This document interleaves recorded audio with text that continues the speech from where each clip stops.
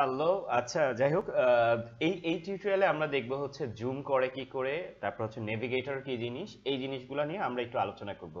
Zoom, hand টুল, navigator. So আমরা তাহলে এক কাজ করি, আমাদের ডেসক্রিপশনের নিচে একটা মানে ডাউনলোড লিংক থাকবে, যেখানে আমরা বিভিন্ন প্রতিটা আমরা চ্যাপ্টারকে নিয়ে যে ফাইলগুলোকে আমরা বুঝিয়েছি সেগুলো আমরা ডাউনলোড দেওয়া থাকবে। ধরেন আমি এটা ওপেন করলাম, তো ওপেন করলে আমি এটা যেহেতু ফটোশপ ফাইল সেহেতু ওপেন ডাইরেক্ট ক্লিক করলেই চলে আসে। আর যদি যদি এইভাবে না নিতে চান তাহলে আপনি অনেকভাবে নিতে পারেন। এখান থেকে গিয়ে ফাইল, ওপেন, দেন আপনার হচ্ছে যেখানে যে ফোল্ডারটা সাজানো আছে ডেস্কটপে যান, তারপর হচ্ছে ফটোশপ। আমি বারবার এটা দেখাচ্ছি কারণ হচ্ছে কি আমি ওপেন করা নিয়ে অনেকেরই ঝামেলা হতে পারে, তো ওপেন এইভাবে। এছাড়াও আপনি এইভাবে ড্রাগ করে এখান থেকে ক্লিক করে এখানে ছেড়ে দিতে পারেন, চলে আসবে। ওকে, এখন আমি এক কাজ করি, সেটা হচ্ছে ক্লোজ দিয়ে দিই। আচ্ছা, এটা হচ্ছে জুম টুল। এখানে যে টুল বক্সের এখানে আমরা এখানে দেখতেছি জুম, জুমের সামনে যদি আমরা রাখি তাহলে জেড চাপ দিলে আমাদের জুম টুল আসে। তো আমরা একটু দেখি, মুভ টুলসে ক্লিক করে রাখার পর জেড চাপ দিই, জেড প্রেস করি, চলে এসছে। ওকে, আচ্ছা, জেড চাপ দেওয়ার পর দেখবেন যে এখানে অপশন বারে এখানে অনেকগুলো অপশন চলে এসছে। আমরা মনে হয় এর আগে আপনাকে বলেছিলাম যে প্রতিটা টুলসেরই এখানে অপশন বার থাকে, মানে এক একটা টুলসের আরো বাচ্চা কাচ্চা থাকে, এই বাচ্চা কাচ্চাগুলা উপরের দিকে থাকে। আচ্ছা ঠিক আছে, তাহলে আমি এখানে টুলস ক্লিক করার পর এখানে দেখতেছি কন্ট্রোল প্লাস হচ্ছে জুম আর কন্ট্রোল মাইনাস হচ্ছে জুম আউট। ওকে, আমি যদি এটা ক্লিক করি এমনি নর্মালি তাহলে বড় হচ্ছে, আমি যদি আবার পাশেরটা ক্লিক করে এখানে ছোট করি তাহলে ছোট হয়ে যাচ্ছে। ওকে, আমি যদি এটা 100% করতে চাই, দেখেন এখানে 100% দেওয়া আছে। ফিট স্ক্রিন করতে চাই, পুরোটা স্ক্রিন ফিট হয়ে যাবে, হয়ে গেল। ফুল স্ক্রিন করতে চাই তাহলে ফুল স্ক্রিন হয়ে গেল।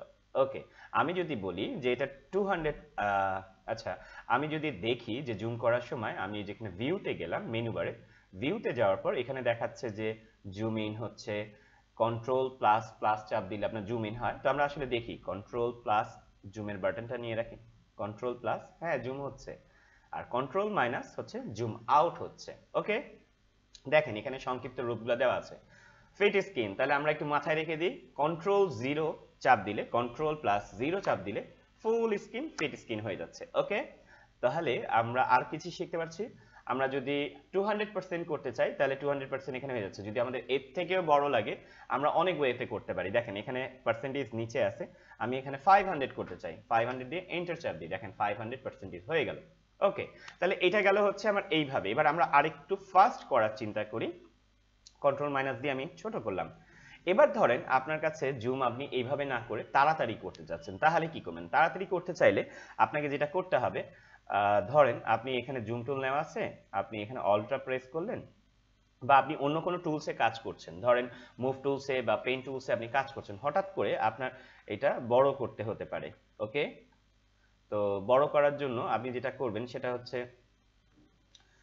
আপনাদের যেটা থাকবে, এডিটে চলে যান, এডিটে গিয়ে প্রেফারেন্সে চলে যান, গিয়ে এটা একবার সেটিং করলেই হবে। জেনারেলে আসেন, জেনারেলে আসলে এখানে টুলস আসবে। ওকে, এখানে লিখে দেন, এই জায়গাটা সিলেকশন আছে কিনা দেখে নেন, জুম উইথ স্ক্রল। তো এখানে স্ক্রল করলে কি হবে, আমাদের মাউসের উপরে যে একটা চাকা থাকে না, ওইটাকে আপনি ঘোরান, দেখেন জুম হয়ে যাচ্ছে, ওইটাকে আপনি ছোট করেন, জুম হয়ে যাচ্ছে।